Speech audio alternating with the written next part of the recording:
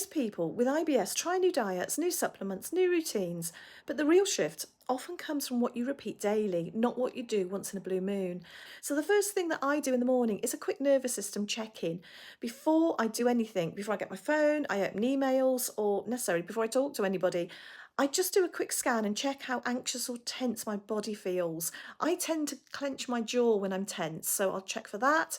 I'll check racing thoughts, any chest tightness, any tension. And this matters because your gut mirrors your baseline nervous system within minutes. So if you start the day tense, your gut is going to start the day tense.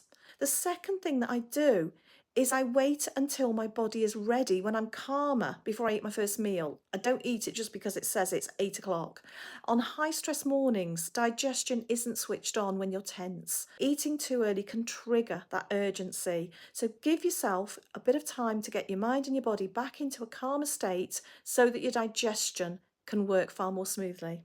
The third thing that I do is I just do a quick gut rhythm reset. So in the morning and the afternoon, I'll take a couple of minutes, I'll just stand up, roll my shoulders, do some deep breathing into my abdomen. And that might sound like a really small thing to do, but a bit of movement and abdominal breathing can stimulate what's called the migrating motor complex, which is the gut's natural cleaning wave.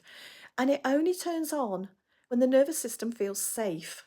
So doing this can help settle cramping and it helps reduce that afternoon urgency.